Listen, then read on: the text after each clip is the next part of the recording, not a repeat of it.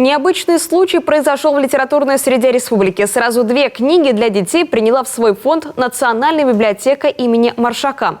Причем написали их сами дети, да еще и на международном языке. Пообщался с юными писателями Евгений Стокас. Once upon a time, there lived a family. They lived in a big house. The children, Tom and Vicky, were curious, clever and cheerful. In the house there was a mysterious dark attic. Так начинается The Magic Mirror. Книга для детей, изучающих самый популярный на планете язык.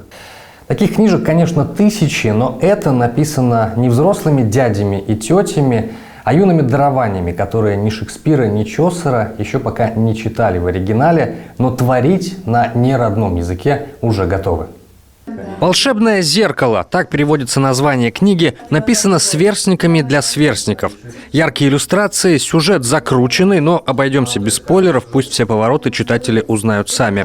Писатели всего несколько лет изучают английский, а работа над книжкой у них заняла около полугода. Не все взрослые, надо сказать, могут сдюжить такой коллективный труд.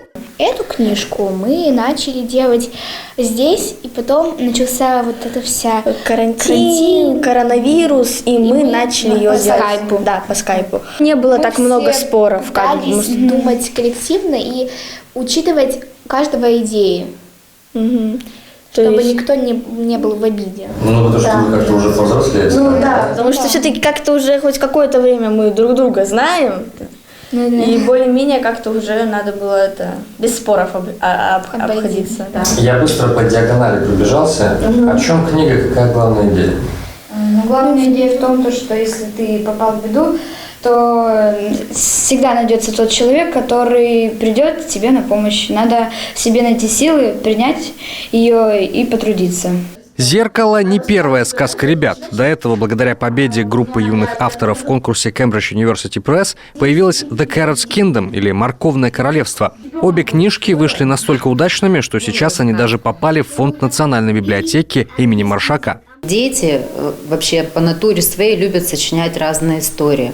Здесь, когда они видят продукт своего труда, они более мотивированы, они подыскивают лексику для своей истории, да, то есть изучают дополнительно слова, используют ту грамматику, структуры грамматические, которые мы с ними прошли на уроке, и это получается, как бы они делают это непроизвольно, то есть с увлечением, а не просто заучивая какие-то правила и выполняя упражнения. Работу над следующей историей или даже несколькими ребята начнут уже в январе. Они вдохновлены, опыт командной работы имеется, да и английский дается быстрее и проще, когда корпишь с друзьями над такими, пусть пока и не монументальными, но все же литературными трудами.